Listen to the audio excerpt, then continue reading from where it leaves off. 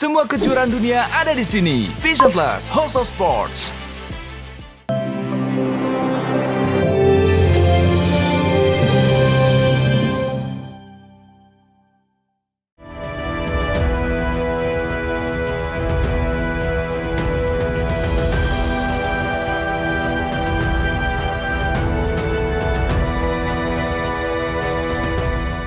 Pemirsa, kejadian menyedihkan sedang menimpa keluarga Gubernur Jawa Barat Ridwan Kamil. Ya, putra sulungnya Emeril Khan Mumtaz hilang di Sungai Our di Swiss saat berenang. Namun hingga memasuki hari ketiga, Eril sapaan akrabnya belum diketemukan. Pihak keluarga yang dibantu pihak Kedutaan Besar Indonesia di Swiss dan petugas kepolisian Swiss masih terus mencari keberadaan putra pertama Ridwan Kamil dan Atalia Praratia itu. Namun jauh hari dari kejadian yang baru saja terjadi, dalam sebuah acara bincang Ridwan Kamil dengan Denny Sumargo yang diunggah pada 9 September 2021 lalu itu kembali viral. Hal ini terjadi setelah Eril dinyatakan hilang terbawa arus Sungai Our di Swiss dan belum diketemukan saat ini. Dalam video yang ditayangkan hampir setahun lalu itu, Denny Sumargo sempat menanyakan kepada Ridwan Kamil siapa yang bakal dipilih antara istri atau anak. Dalam jawabannya, Gubernur Jawa Barat itu menjawabnya dengan memilih sang istri dengan berbagai pertimbangan. Satu hal yang pengen gue tanyakan sebelum mengakhiri ini cakep, sempat viral nih. Pertanyaannya simpel nih Kang Emil. Kan punya istri, punya anak. Pasti semuanya disayang, nggak ada yang dibedakan. Tapi kalau boleh memilih Kang Emil, pilih istri atau anak di masa tua? Pilih istri. Kenapa? Karena anak itu titipan Tuhan. Jadi kita itu we don't own our children. Itu hanya dititipkan Tuhan kepada kita. Di usianya nanti anak kita akan berpisah dari kita untuk menjemput takdirnya sendiri. Pada saat momen itu istri kita kan ikut. Kalau kita takdirkan sampai tua, berakhir sampai kematian kita. Iya. Jadi pastilah sebagai manusia yang butuh perhatian saya butuh istri saya sampai akhir hayat saya. Siapapun mungkin sepakat dengan ungkapan apapun yang kita miliki semuanya adalah titipan Tuhan. Kapan, di mana dan dengan cara apapun Tuhan Sang Pemilik alam semesta ini dapat mengambilnya kembali apa yang kita miliki setiap saat kapan Ia mau. Jawaban Kang Emil tersebut seperti mengisyaratkan sebuah firasat kejadian yang bakal menimpa putranya itu. Saya sih nggak banyak penyesalan ya. Terus terang Tuhan baik sama hidup saya.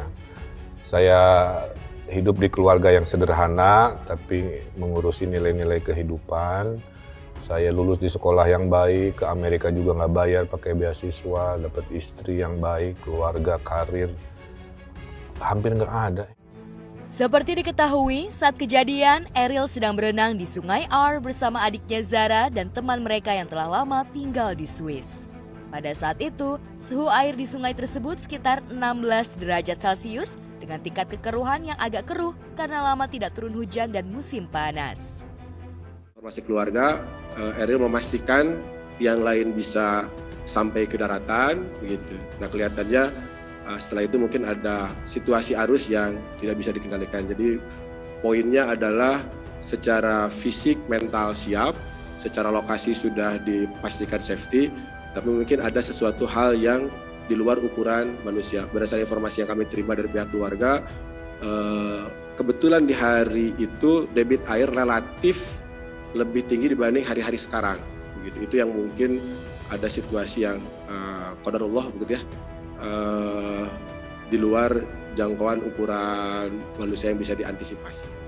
Seperti yang saya saksikan, selain warning di lokasi ya, dengan rambu, tanda dan lain sebagainya, setiap saat kita juga bisa mengecek website dari pemerintah lokal, pengelola sungai yang juga sering diacu oleh masyarakat.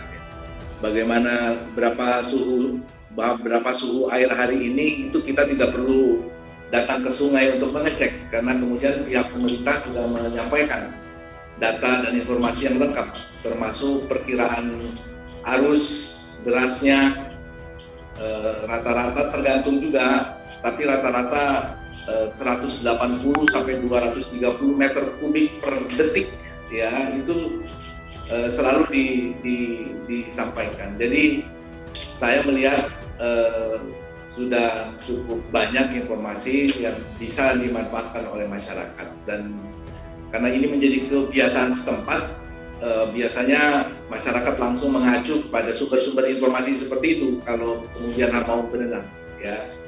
Karena tidak hanya orang dewasa, anak-anak sekolah, ya bahkan anak-anak balita, bahkan ada yang berenang bersama hewan peliharaannya, ya, dan lain sebagainya. Jadi semua tentu saja terjadi itu, dan menurut saya informasinya sudah cukup. Hingga saat ini, petugas kepolisian dan beberapa pihak terkait masih terus mencari keberadaan Eril hingga batas waktu yang tidak ditentukan. Lantas seperti apa sosok Emeril Khan Mumtaz di mata keluarga? Pemuda yang bertanggung jawab, begitu. Jadi insting alamiahnya, walaupun tidak diminta, menjaga kelompok, begitu.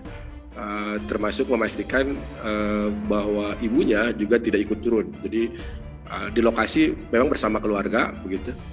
Dan beliau memastikan hanya yang punya skill yang cukup, begitu.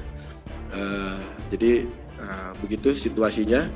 Jadi pada saat kejadian, informasi dari keluarga memastikan yang dua sudah sampai, kemudian qadarullah tadi ada sesuatu yang mungkin tidak terduga, terbawa hanyut, dan Eril berteriak help.